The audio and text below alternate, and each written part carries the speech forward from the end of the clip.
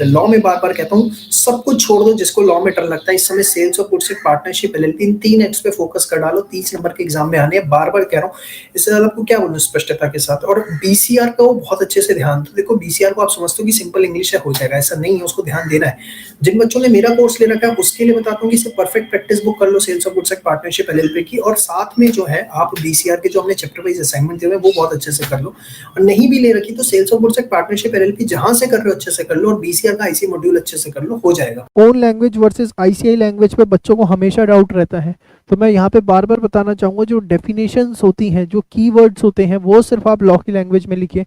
बाकी आप एक्सप्लेनेशन अपने वर्ड्स में भी देना चाहते हैं तो किसी भी प्रकार की कोई दिक्कत नहीं है। इस पर भी मेरा एक बहुत अच्छा वीडियो है यूट्यूब इसी चैनल के ऊपर कि ICI language versus own language, उसको आप देखिएगा। तीसरा, focus on ICI material versus perfect practice. देखिए, मैं आपको बताना चाहूँगा कि जिन्होंने हमारा कोर्स नहीं ले रखा वो सिर्फ और सिर्फ आईसीआई मटेरियल पे फोकस करें।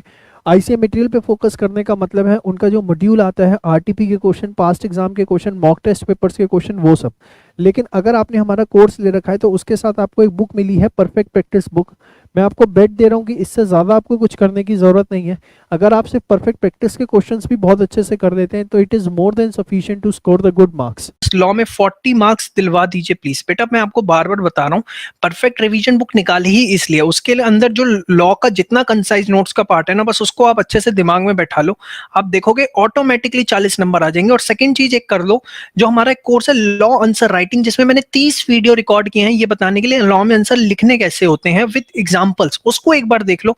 मैं कह रहा हूँ 40 की बात आप कहोगे सर आएंगे ही आएंगे, आप लिखोगे नहीं दिलवा दो, आप कहोगे सर अब तो आप नहीं भी दिलवाओगे तो भी आएंगे।